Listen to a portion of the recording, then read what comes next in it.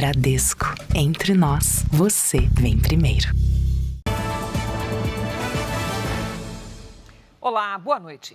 Boa noite. Depois de 12 dias de buscas, policiais militares encontraram um helicóptero que desapareceu numa área de mata em São Paulo com 4 pessoas a bordo. Não houve sobreviventes. A localização das vítimas encerra de forma trágica a longa espera dos familiares. E o resgate dos corpos não foi possível até o momento. A clareira, em meio à vegetação densa, foi o alerta que levou uma equipe da Polícia Militar a bordo do helicóptero Águia até os destroços pela manhã. Era o fim de um trabalho de buscas intensas que durou 12 dias. A aeronave estava na região da cidade de Paraibuna, no Vale do Paraíba. A localização indicada pelos sinais dos celulares das vítimas foi fundamental, uma vez que o helicóptero não tem rastreador nem caixa preta. Hoje, as equipes passaram a fazer sobrevoos diferentes. Uma grande mudança também tática agora da PM foi fazer um voo mais lento, mais baixo e mais minucioso em razão à delimitação do local. Por que esse voo não foi feito antes?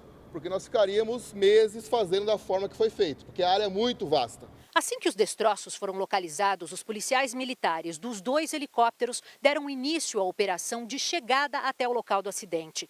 Uma outra aeronave da Força Aérea Brasileira também foi enviada à região.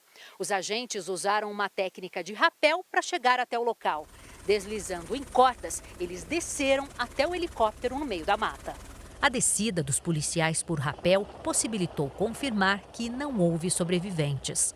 Os 4 ocupantes, os 4 que estavam a bordo, estão falecidos. Ao lado, porque a aeronave destroça quando bate nas árvores. A aeronave decolou do Campo de Marte, na zona norte da capital paulista, no dia 31 de dezembro. A bordo estavam o piloto, Cassiano Teodoro, e os passageiros Rafael Torres, amigo de Cassiano, Luciana Rodzevics, de 45 anos, e Letícia Rodzevics, de 20 anos. Mãe e filha foram convidadas por Rafael para o voo. Os 4 tinham como destino a cidade de Ilhabela, no litoral norte de São Paulo, onde passariam a virada do ano. Assim que o helicóptero foi localizado, parentes de Luciana e Letícia foram até Paraibuna. 12 dias de angústia, tristeza, sem dormir, sem se alimentar direito. Não sei se é infelizmente ou felizmente, mas pelo menos encontramos. A Letícia é como uma filha para mim. Foi a minha primeira sobrinha. Tratava ela como uma filha. E a minha irmã, só amor. A área de mata fechada dificulta a retirada das vítimas e dos destroços do helicóptero. À tarde, bombeiros também fizeram uso da técnica de rapel para chegar ao local e verificar a possibilidade de equipes da perícia se aproximarem por terra. Apenas um laudo vai poder concluir se os ocupantes morreram na queda ou enquanto esperavam ser encontrados. As causas do acidente são investigadas pela Força Aérea Brasileira. Os 12 dias de buscas não foram apenas de voos sobre as áreas em que o helicóptero poderia ter passado. As equipes conseguiram reduzir a área de buscas com base nos sinais de telefone das vítimas e passaram a fazer sobrevoos baixos na região. Foram muitas aeronaves no ar, que somaram mais de 260 horas de voo. Mas a tecnologia usada para rastrear os celulares foi fundamental para as equipes de buscas encontrarem o helicóptero. Ontem, o Jornal da Record mostrou que a polícia mapeou o trajeto da aeronave por meio dos sinais captados pelas torres das operadoras de telefonia. Toda vez que um dos celulares dos ocupantes do helicóptero conseguia conexão de sinal, a estação de rádio base registrava. Foi assim que as equipes descobriram que a aeronave passou por Mogi das Cruzes, Salesópolis, Pouso Alto, Paraibuna, Caraguatatuba e retornou para Paraibuna. Na primeira passagem por Paraibuna, uma câmera da rodovia dos Tamoios, que liga o interior ao litoral, gravou o momento em que o helicóptero sobrevoa a área. Estivemos na fazenda onde o piloto Cassiano Teodoro fez um pouso de emergência na região antes de decolar novamente. A aeronave saiu daqui com autonomia de voo de mais 40 minutos. A câmera da rodovia flagrou também ele levantando o voo. Foi essa torre de telefonia que fica à beira da estrada que captou os últimos sinais dos celulares de Rafael Torres e Luciana Rodzevics, com uma diferença de 24 horas entre eles. As buscas aconteciam num trecho de 5.000 quilômetros quadrados, mas os dados dos telefones ajudaram a polícia a concentrar as buscas num raio de 12 quilômetros da torre. O local onde o helicóptero caiu fica a aproximadamente 10 quilômetros de onde foi feito o pouso de emergência e da antena que captou o último sinal do celular. Ele saiu, voou um pouquinho, ficou tentando escapar das nuvens ali e não conseguiu, infelizmente. Os corpos só foram localizados 1 hora depois que a Polícia Militar encontrou o helicóptero. O local de difícil acesso e o clima instável dificultam o trabalho de resgate. Peritos da Aeronáutica e da Polícia Civil vão investigar o acidente. Os investigadores acreditam que o piloto tentou voltar ao aeroporto Campo de Marte, em São Paulo, mas perdeu o controle da aeronave por causa do mau tempo. Esse é um dos vídeos gravados pela passageira Letícia Rodzevics. É possível ver que a aeronave está cercada por neblina e praticamente não consegue visualizar o horizonte. O helicóptero não tinha instrumentos para orientar o voo. Uma das possibilidades é que o piloto tenha sofrido de desorientação espacial. Ele não sabe se está subindo, descendo, nivelado. E essa desorientação espacial pode levar à perda da sustentação e a aeronave, no caso o helicóptero, cair na vertical. Essa é uma das hipóteses. E veja também. Como será a operação de resgate dos corpos do helicóptero que caiu em São Paulo? Laudo confirma que jovens em carro de luxo morreram asfixiados por monóxido de carbono. Ministério Público Federal abre novo inquérito contra deputado André Janones por suspeita de rachadinha. Polícia Federal oferece equipamento de inteligência e treinamento no combate ao crime organizado no Equador. Estados Unidos afirmam que bombardeios contra grupo Houthis do Iêmen foram autodefesa. Marinha recebe submarino para ajudar na fiscalização e defesa do litoral brasileiro.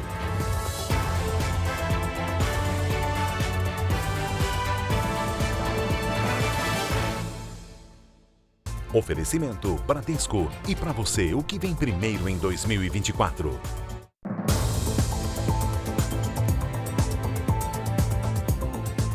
As denúncias de exploração do trabalho infantil cresceram mais de 50% no último ano em todo o país. Uma prática que, segundo os especialistas, se intensifica durante as férias escolares. A água é oferecida aos gritos no meio dos carros. Os 3 irmãos, um de 13 e os gêmeos de 9 anos, chegam cedo e logo começam a trabalhar. 10 horas. Sai daqui que horas? Não sei como O ponto é improvisado na calçada de uma das avenidas mais movimentadas da zona oeste de São Paulo. As águas ficam dentro deste isopor. O mais velho disse que a mãe deles está internada e que não sabe que eles estão trabalhando na rua. Ele contou que todos estudam e que só trabalham durante as férias. O dinheiro é para ajudar em casa. Comprar pão, comprar água. Um levantamento feito pelo Ministério Público do Trabalho mostrou que o número de denúncias de crianças trabalhando em todo o Brasil aumentou em mais de 50%. A maioria dos casos é registrada em grandes centros urbanos, como aqui em São Paulo. São meninos e meninas que deixam de viver a infância para ir atrás de dinheiro. O estudo apontou ainda que o trabalho infantil traz riscos à saúde, à segurança e ao desenvolvimento físico e emocional das crianças. Nessas situações, elas ficam expostas a acidentes de trânsito, assédio e exploração sexual, consumo de drogas e doenças em geral. Para o Fórum Nacional de Prevenção e Erradicação do Trabalho Infantil, que trabalha em parceria com a Justiça do Trabalho, as crianças são as que mais sofrem e precisam ser resgatadas. E nós não podemos olhar para essa criança, seja ele um menino, uma menina, como um criminoso, como uma coisa errada, porque ela é vítima, né? Ela é uma vítima desse sistema cruel e perverso e nós precisamos acolher, protegê-la. Quase 4 milhões de reais. Esse é o valor que um hacker teria roubado de uma conta de uma construtora. De acordo com a polícia, ele levava uma vida de luxo com o dinheiro roubado. O hacker de 35 anos foi preso em Trindade, na região metropolitana de Goiânia. Foram cumpridos ainda 26 mandados de busca e apreensão em mais 2 cidades de Goiás, além de Pernambuco e Piauí. Os investigadores descobriram que durante quase 4 anos, o criminoso ostentou uma vida de luxo, bancada com o dinheiro roubado da empresa. vários veículos de luxo, adquiriu um sítio também em Goiás, né? Então já tinha 2 residências e ele e a esposa estavam esbanjando bastante. O golpe praticado pelo hacker é conhecido como phishing, termo em inglês para pescaria. Em 2020, ele enviou um arquivo com vírus, uma espécie de isca, para uma pessoa que tinha acesso à conta bancária de uma construtora de Maceió, Alagoas. Em uma única noite, o hacker fez 172 transferências bancárias para várias contas, totalizando quase 4 milhões de reais. Além da prisão do hacker, a Justiça determinou o bloqueio de 8 milhões de reais em imóveis, carros de luxo e contas bancárias. Também estão sendo investigadas as pessoas que receberam o dinheiro desviado da empresa. A defesa do hacker não foi encontrada. Está sendo feita a análise pelo Laboratório de Lavagem de Dinheiro aqui da Polícia Civil de Pernambuco para ver justamente as demais pessoas que receberam o dinheiro, porque a gente conseguiu fazer a busca e identificar essas iniciais aqui em Pernambuco, que somaram aí mais de 25 pessoas. Mas eles também não só sacaram o dinheiro, mas repassaram para outras contas. Uma perícia confirmou que a morte de 4 jovens num carro de luxo em Santa Catarina foi causada por intoxicação por monóxido de carbono. A polícia diz que os responsáveis pela alteração no veículo podem responder por homicídio culposo. Os exames de laboratório identificaram manchas vermelhas na pele e uma coloração vermelho vivo no sangue das vítimas, o que confirmou a suspeita de intoxicação por monóxido de carbono. Então, o resultado que a gente obteve de 3 das vítimas foi acima de 50% de saturação de monóxido de carbono. E na outra, entre 49% e 50%, o que é praticamente a mesma coisa. O gás vazou do escapamento do veículo. A perícia descobriu 4 modificações, 3 no escapamento, incluindo a remoção do catalisador, responsável por filtrar os gases tóxicos produzidos na queima de combustível. Por lei, o item é obrigatório. Já no motor, foi instalado um equipamento para dar maior vazão ao fluxo dos gases e aumentar o barulho feito pelo carro. A peça rompeu e causou o vazamento do monóxido de carbono, que entrou pelo painel do ar-condicionado. Carla dos Santos, Tiago de Lima, Nicolas de Oliveira e Gustavo Pereira foram encontrados mortos no dia 1º de janeiro no carro estacionado na rodoviária de Balneário Camboriú, no litoral catarinense. 4 pessoas ainda vão ser ouvidas pela polícia de Santa Catarina. A mãe de uma das vítimas e 3 mecânicos de uma oficina de Aparecida de Goiânia, em Goiás, onde foi feita a última modificação do veículo. Vão ser ouvidos todos os envolvidos nessa montagem do equipamento e sim, eles podem vir a ser responsabilizados por homicídio culposo. A poluição visual causada por fios de energia elétrica e de telefonia é um problema em diversas cidades do país. Os cabos que ficam pendurados ou caídos em ruas e calçadas são um risco para pedestres e motociclistas.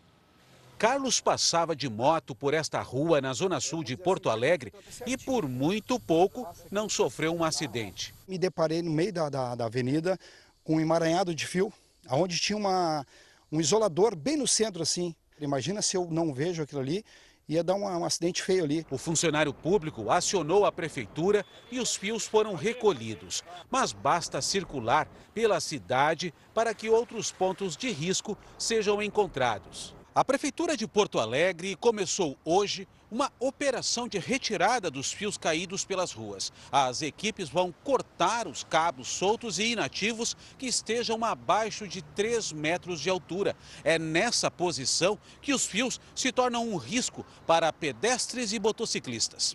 O serviço de remoção será supervisionado pela Prefeitura, com o apoio de equipes da concessionária de energia elétrica do Estado. Os fios recolhidos serão levados para a reciclagem. Em Belo Horizonte, os fios soltos e pendurados também enfeiam a paisagem. Eu nem passo perto, sabe? Porque eu morro de medo. Isso aí é risco até para quem está caminhando aqui, né? Na região leste da capital, encontramos emaranhados de cabos partidos, alguns no alto, outros no chão. Este especialista alerta, os fios soltos podem estar energizados. Primeiramente, o risco é eminente ser de um choque elétrico. Aqui em Belo Horizonte, a Câmara Municipal chegou a aprovar, em 2022, uma lei determinando que as operadoras de telefonia e energia elétrica removessem a fiação excedente ou inutilizada.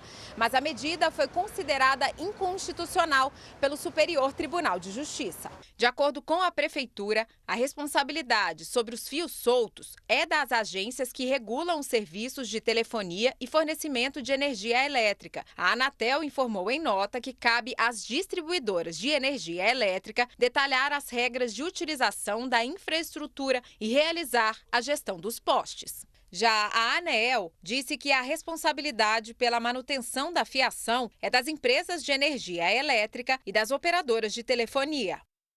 Uma pesquisa mostrou que no Brasil, 98% das crianças e adolescentes entre 9 e 17 anos usam a internet. Especialistas alertam que passar muitas horas na frente das telas pode gerar prejuízos para o desenvolvimento físico e mental das crianças.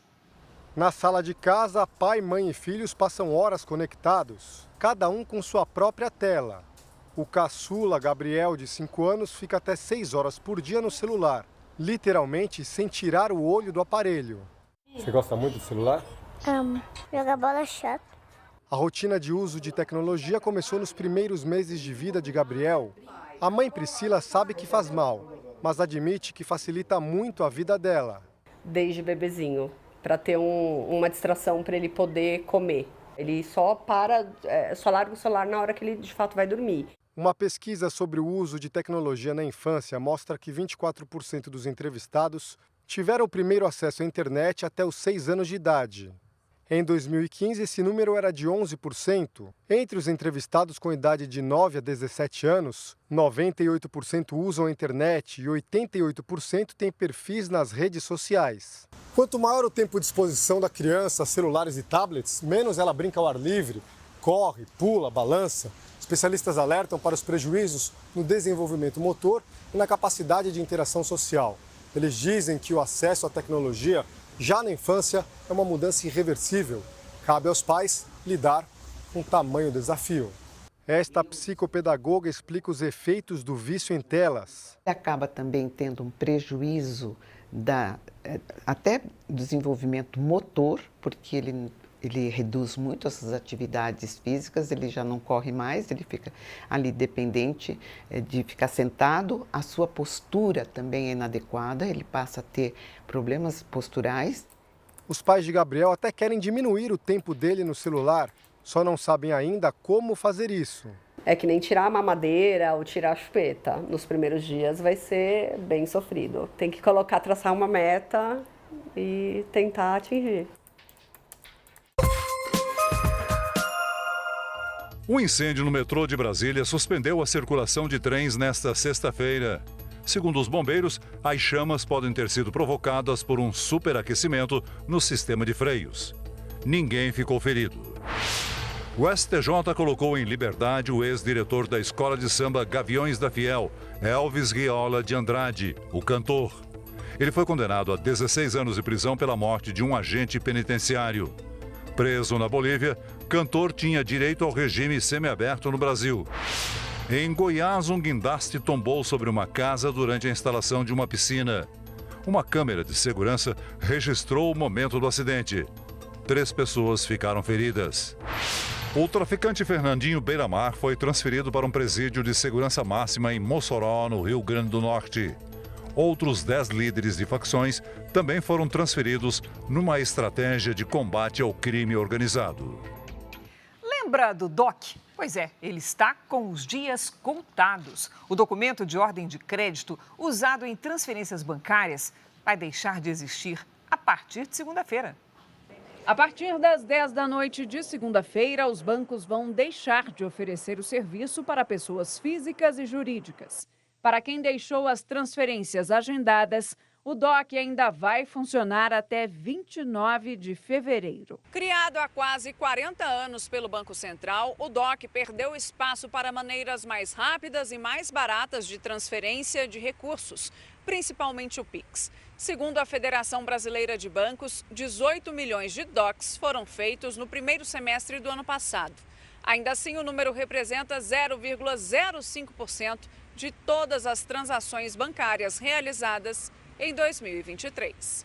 Das 37 bilhões de operações do ano passado, o DOC ficou atrás do cheque, TED, boleto, cartão de crédito, cartão de débito e do Pix. A principal escolha dos brasileiros, com 17 bilhões e 600 milhões de transações. Outros fatores para o DOC deixar de ser usado massivamente são os custos para clientes e instituições financeiras e o limite de cada operação, o que não ocorre com o Pix.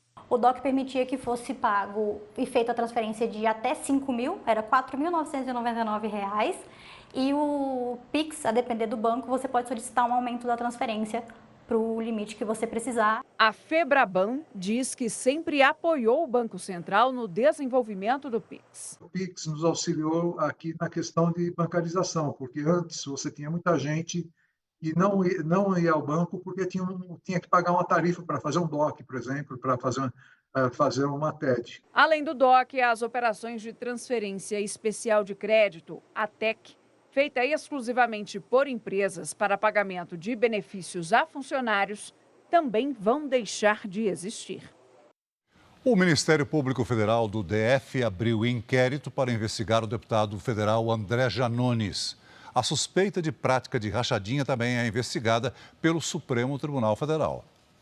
André Janones, do Avante de Minas Gerais, é suspeito de desviar parte do salário de assessores de gabinete. Em um áudio de 2019, Janones foi gravado pedindo dinheiro para pagar despesas eleitorais. Tem algumas pessoas aqui que eu ainda vou conversar em particular depois, que vão receber um pouco de salário a mais e elas vão me ajudar a pagar as contas que ficou da minha campanha de prefeito, porque eu vi R$675 mil na campanha. Elas vão ganhar mais para isso.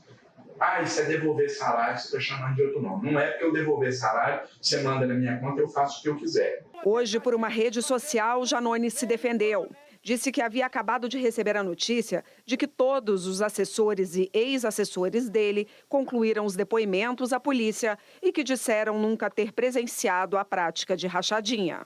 O Ministério Público do Distrito Federal abriu inquérito para apurar se o deputado André Janones cometeu o crime de improbidade administrativa, que é o mau uso de recursos públicos. Ele também é acusado de desvio de dinheiro. Aqui no Congresso, deputados da oposição pedem a cassação de Janones. Já existe um processo contra ele no Conselho de Ética da Casa.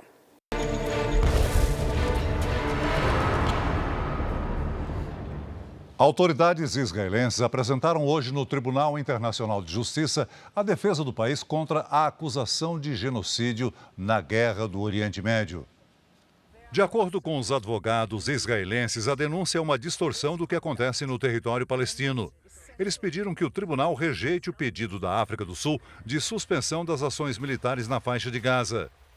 As autoridades de Israel afirmaram que a denúncia é uma difamação destinada a negar o direito de defesa contra os ataques terroristas. O julgamento em Haia, na Holanda, deve durar semanas. Mas as investigações podem se estender por anos. A guerra começou no dia 7 de outubro do ano passado, quando terroristas do Hamas invadiram Israel, mataram mais de 1.200 pessoas e sequestraram mais de 200. Os Estados Unidos e o Reino Unido realizaram um ataque conjunto contra os Houthis, grupo terrorista do Iêmen que apoia o Hamas. É mais um capítulo na escalada de violência no Oriente Médio. Segundo o comando da Força Aérea Americana, mais de 60 alvos foram atingidos durante a noite desta quinta-feira em 16 localidades. 5 pessoas teriam morrido. A operação no Iêmen teve apoio de outros 5 países. A Casa Branca justificou os bombardeios com o direito de autodefesa previsto pela Organização das Nações Unidas. Os Houthis têm atacado embarcações internacionais para demonstrar apoio aos terroristas do Hamas, que estão em guerra contra Israel. Com isso, companhias de navegação têm evitado o transporte de mercadorias pelo Mar Vermelho, mas a alternativa é contornar a África numa rota mais cara e mais demorada.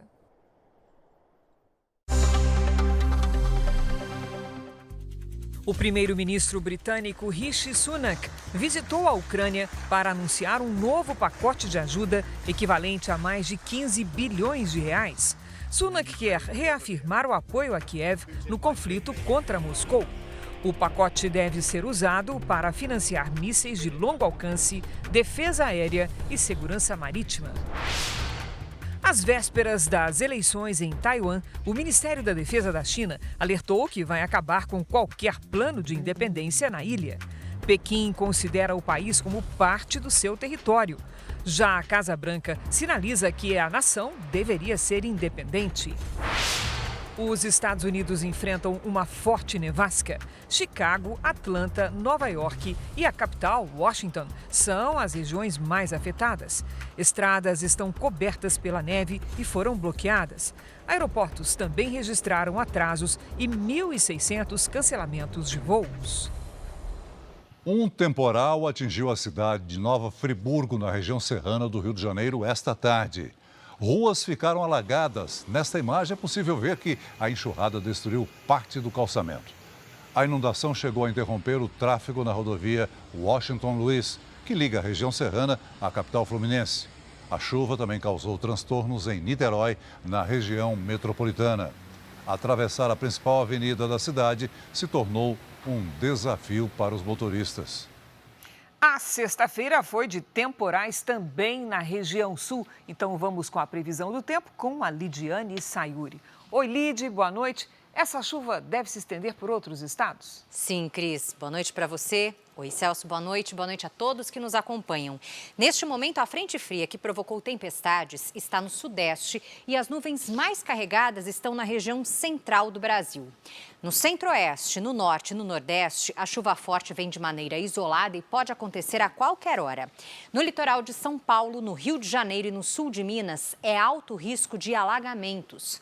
Efeito de uma circulação de ventos quentes no oceano que reforça as nuvens de tempestade. Com o solo encharcado pela chuva dos últimos dias, o risco de deslizamentos aumenta nas áreas de serra entre São Paulo e Minas Gerais e também no Rio de Janeiro. Santos e Ubatuba, no litoral de São Paulo, a capital fluminense e Petrópolis, na região serrana do Rio, estão na faixa de alerta neste fim de semana, com chuva volumosa o dia todo. Em Porto Alegre e em Porto Velho, máxima de 30 graus. Em Vitória, faz até 34. Boa Vista também. Em Brasília, 28 e em Natal, até 31. Na capital paulista, sábado chuvoso, com risco de transtornos. A máxima não passa dos 26. A partir de domingo, o sol aparece um pouco mais e o calor aumenta. Tempo delivery para o Derek de Brasília, Distrito Federal.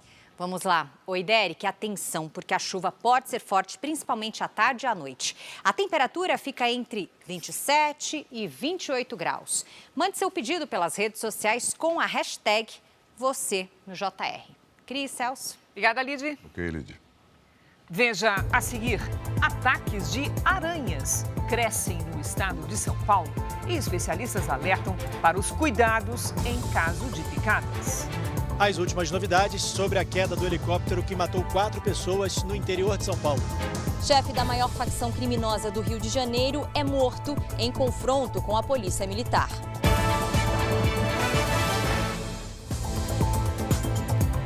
Nós vamos ao vivo com a repórter Gabriela Dias, que tem novas informações sobre a localização do helicóptero que estava desaparecido desde o último dia de 2023. Gabriela, boa noite. Como é que vai ser feita a localização dos corpos das vítimas desse acidente? Oi, Celso, Cris, boa noite a vocês e a todos. Os peritos da Aeronáutica e da Polícia Civil encerraram os trabalhos há pouco. Nós vamos acompanhar uma foto publicada nas redes sociais do Corpo de Bombeiros que mostra o grupo acampado. Os agentes vão dormir em barracas na mata, perto dos destroços. Os corpos vão ser resgatados logo ao amanhecer. E equipes do Corpo de Bombeiros devem ajudar no procedimento de içamento. O helicóptero caiu em uma área de mata fechada, sem acesso por estradas ou nenhuma grande clareira por perto. Logo depois que a aeronave foi encontrada, os policiais militares chegaram ao local fazendo rapel. A perícia deve constatar também a causa da morte do piloto e dos passageiros. Logo após o resgate, os corpos vão ser levados para uma fazenda em Paraibuna e depois seguir para um Instituto Médico Legal de São José dos Campos. É a partir daí que nós teremos informações sobre velório e enterro das vítimas. Celso, Cris. Obrigada, Gabi. Nós vamos voltar com a Lidiane Sayuri porque as equipes de resgate estão de olho justamente na previsão do tempo. Oi, Lid, olha, a chuva parece que não vai ajudar nada nessa operação tão difícil de resgate, não é? Exatamente, Cris. Infelizmente, o tempo não vai colaborar. Olhando a previsão para os próximos 3 dias, o sábado será o pior para dar continuidade aos trabalhos pela grande quantidade de água. Vai chover muito sobre a região o dia todo. Só amanhã deve cair metade do volume esperado para o mês inteiro de janeiro. A partir de domingo, o sol consegue aparecer e a chuva forte vem à tarde. Vale destacar também a neblina densa que deve se formar amanhã. Cris, Celso. Obrigada, Lidy. Uma operação hoje no Rio de Janeiro buscou sufocar uma das principais facções criminosas do estado. A organização tem agido de forma parecida com as milícias, cobrando pela realização de serviços aos moradores. Durante os confrontos, um dos principais chefes do tráfico foi morto pela polícia. Ruas praticamente vazias e comércio fechado. Esse foi o cenário da Cidade de Deus, na zona oeste do Rio. Horas antes, o chefe do tráfico de drogas na comunidade foi morto em um confronto com a polícia militar. Carlos Henrique dos Santos, de 52 anos, conhecido como Carlinhos Cocaína, estava em um carro com 3 seguranças, todos atingidos na troca de tiros. Um deles também morreu. Os PMs apreenderam com os traficantes um fuzil, 2 pistolas e um rádio de comunicação. Em represália, criminosos incendiaram pneus para dificultar a ação da polícia. De acordo com a polícia, Carlinhos Cocaína fazia parte da cúpula da maior facção criminosa do Rio de Janeiro. O traficante de drogas de perfil violento ficou 30 anos em atividade e, neste período, chegou a ser preso 2 vezes. A operação de hoje foi para sufocar o braço financeiro do tráfico, que cada vez mais usa as mesmas armas da milícia. Seja para exigir propina, como no caso da construtora responsável por obras públicas, ou fazer pichações no asfalto que sinalizam a proibição de que veículos de transporte por aplicativo andem em uma das comunidades da Zona Oeste. Esses negócios nesses espaços incentivaram também o tráfico, fala assim, eu não preciso só vender droga, eu posso também ganhar com transporte alternativo, né, ali dentro. Então você tem nesses espaços, quer seja do domínio do tráfico ou do domínio da milícia, uma economia alternativa, paralela, longe do controle do Estado. É agora um alerta porque o número de casos de picadas de aranhas cresceu 51% no estado de São Paulo no ano passado. É preciso tomar cuidado porque no verão a incidência de animais peçonhentos aumenta. Um homem de 31 anos foi picado por uma aranha marrom enquanto dormia no litoral paulista. E o que parecia um caso simples se transformou numa necrose. Ele vai precisar amputar o dedo. Quando pensamos em animais peçonhentos, logo associamos o risco de ataques em regiões de mata. Mas com a ocupação urbana e principalmente no verão, estação mais quente e úmida, esses animais se proliferam. A primeira medida mais importante é evitar a presença de entulhos. Então, qualquer tipo de material que esteja ali, de certa forma, acumulado, pode ser o suficiente que esse bichinho procure algum abrigo. E nem sempre o maior e mais assustador é o mais perigoso. Uma aranha marrom parece inofensiva, né? Pequena, mesmo que não pareça, muitas vezes esses animais podem ser muito ofensivos à nossa saúde. No ano passado, o número de casos de picadas de aranhas cresceu 51% no estado, em comparação a 2022. Já os acidentes com abelhas subiram 43% e os casos envolvendo escorpiões cresceram 5%. No último levantamento nacional, em 2021, foram registrados quase 160 mil acidentes com escorpiões e quase 29 mil com aranhas. Esse rapaz que mora em Praia Grande, no litoral de São Paulo, foi picado enquanto dormia. no dia 28 de dezembro por uma aranha marrom. Como eu tenho sono leve, eu acabei acordando com uma picada no dedo. Depois de umas 2 horas, fui para o hospital, porque meu dedo estava latejando demais e doendo, uma sensação de queimadura muito grande. Por causa da necrose e risco de infecção generalizada, parte do dedo de Wilker será amputado. É preciso tomar cuidado porque, segundo os médicos, esse é um tema que envolve muitos mitos, como, por exemplo, amarrar a região afetada numa espécie de garrote e até mesmo sugar o veneno com a própria boca. Segundo os especialistas, essas condutas não só não resolvem nada, como podem piorar o estado de saúde dos pacientes. Isso é perigosíssimo. Fazendo isso, você pode concentrar o veneno nessa parte do seu corpo e perder mais rapidamente esse membro. Na hora do acidente, providência imediata, lavar a ferida com água e sabão. Após isso, procurar apoio médico. E um alerta que eu faço para todo mundo tomar cuidado. Só eu posso falar a dor que eu sinto e senti. E agora, querendo ou não, com uma parte a menos do corpo. A Marinha recebeu oficialmente hoje um submarino que vai ajudar na fiscalização e defesa do litoral brasileiro. O Humaitá é o segundo dos 5 submarinos que são construídos no país numa parceria com a França. A entrega reuniu autoridades do Brasil e do país europeu no Complexo Naval de Itaguaí, no litoral sul do Rio. O Humaitá começou a ser construído em 2013. Tem mais de 70 metros de comprimento, mais de 1.700 toneladas de peso e capacidade para até 35 tripulantes. O submarino é mantido por motores a diesel e geradores e pode ficar até 5 dias embaixo d'água, sem subir para a superfície. O sistema de combate inclui 6 tubos de lançamento de torpedos e mísseis. A nossa frota é pequena em relação ao tamanho, a grandeza e as perspectivas do país. De maneira que hoje é um dia importantíssimo para o Brasil, para a Marinha, para o Estado do Rio, para todos que contribuíram para fazer essa grande obra. Antes de entrar nos mares, o Humaitá passou por 3 anos de testes de segurança. A partir da semana que vem, começam os treinamentos da tripulação. Só depois o submarino deve começar a patrulhar, definitivamente, a costa brasileira.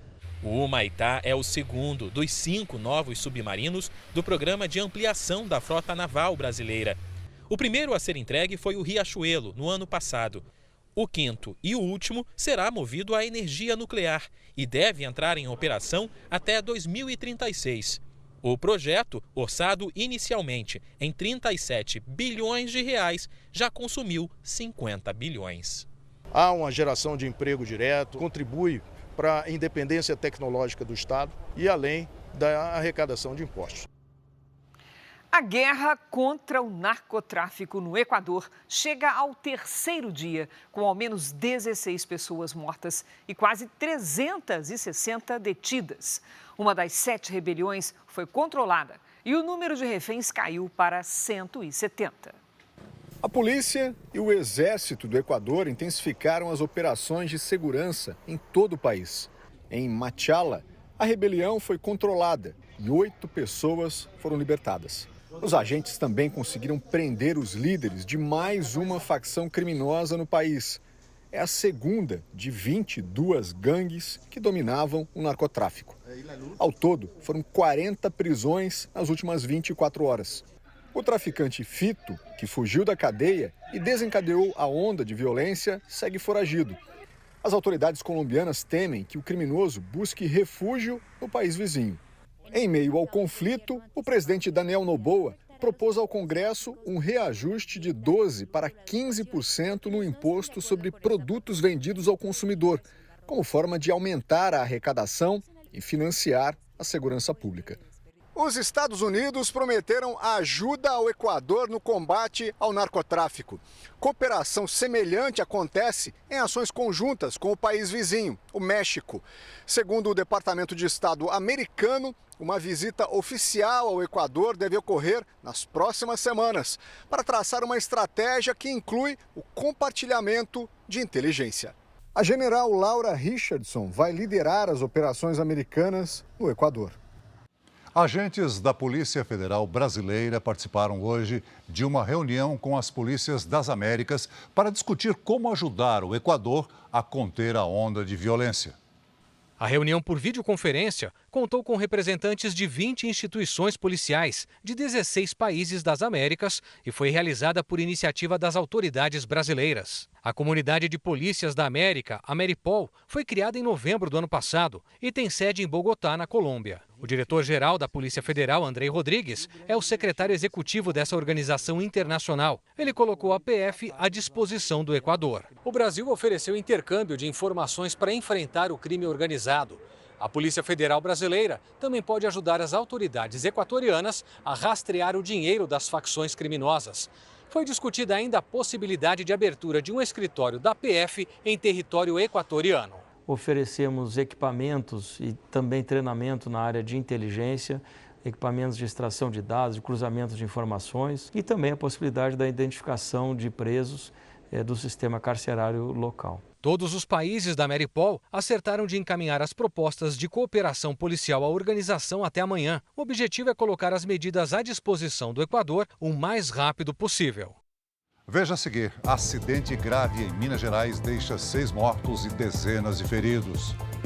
Na contagem regressiva para o Paulistão, Corinthians, Palmeiras e Santos apresentam novos reforços. Lista vermelha de árvores da Mata Atlântica mostra que 8 em cada 10 espécies exclusivas deste bioma estão ameaçadas de extinção.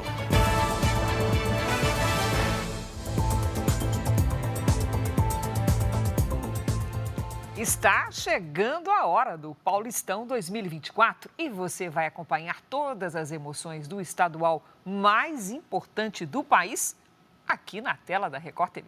Dia 21 de janeiro tem Corinthians e Guarani a partir das 6 horas da tarde. E os times continuam apresentando os seus reforços. O dia foi agitado nas salas de imprensa de 3 grandes clubes de São Paulo.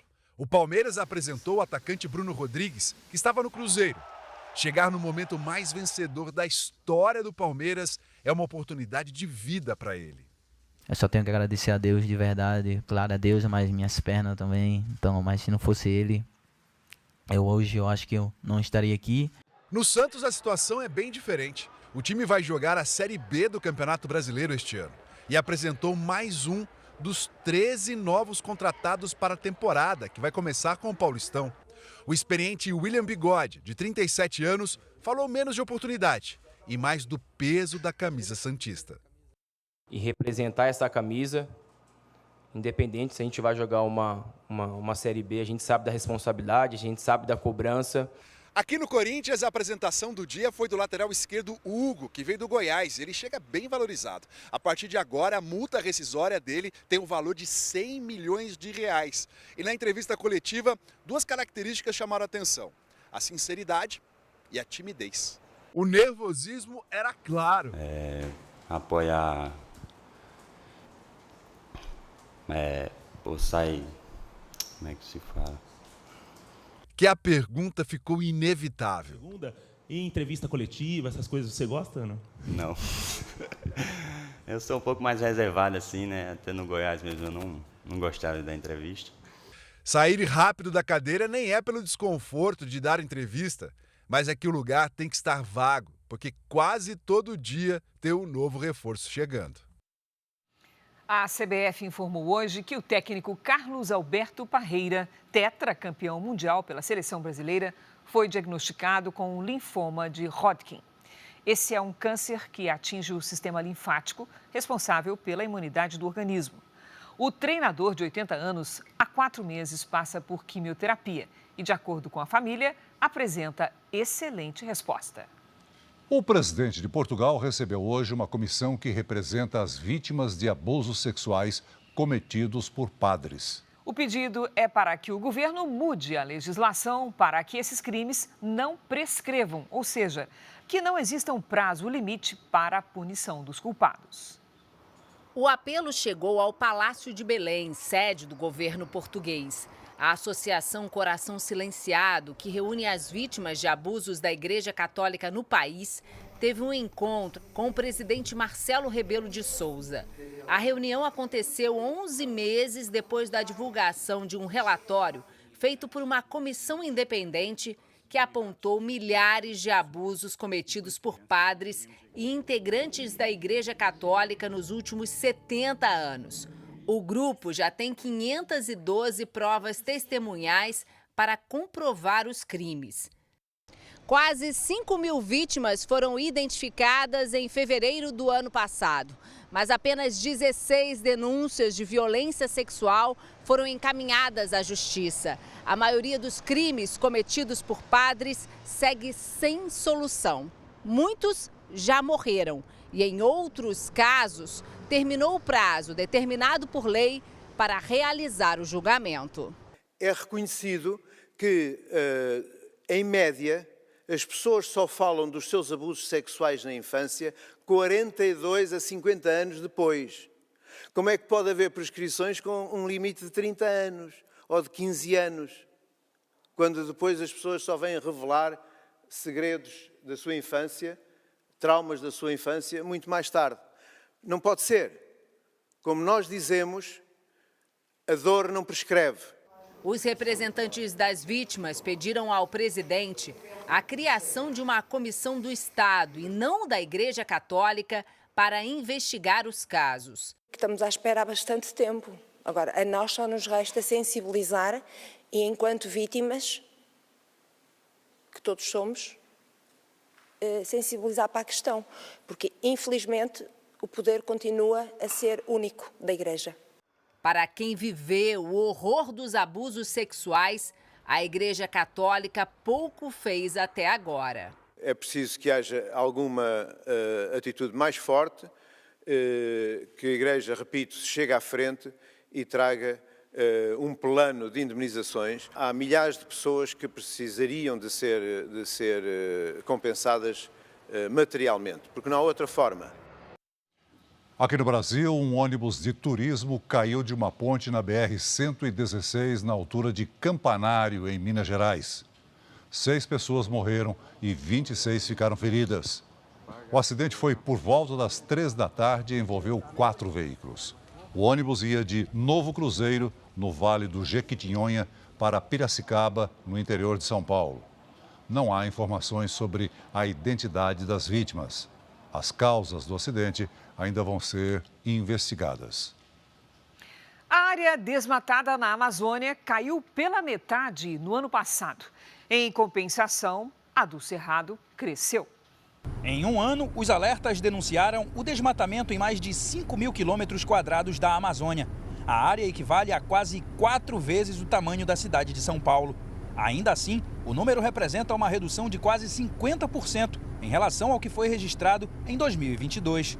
Os dados são do Sistema de Detecção do Desmatamento em Tempo Real do INPE, o Instituto Nacional de Pesquisas Espaciais. O Pará, o Mato Grosso e o Amazonas são os estados que mais tiveram alertas no ano passado. E entre os municípios que mais desmataram, a liderança ficou com Altamira, no sudoeste paraense. Foram desmatados mais de 200 quilômetros quadrados na região. Também houve redução nos alertas de desmatamento em unidades de conservação e em terras indígenas na região norte. Aplicamos quase 16 mil multas em todo o Brasil, a maior parte delas por desmatamento irregular. Embargamos e proibimos a utilização das áreas desmatadas ilegalmente. Já o Cerrado perdeu quase 8.000 quilômetros quadrados de vegetação nativa e, pela primeira vez, superou a Amazônia em áreas desmatadas. Nós precisamos validar os cadastros ambientais rurais que não estão sendo, que o órgão ambiental não está conseguindo dar vazão a essa demanda. O trabalho da União, ele precisa ser fortalecido pelos estados e pelos municípios que apontam onde efetivamente ocorrem as atividades produtivas.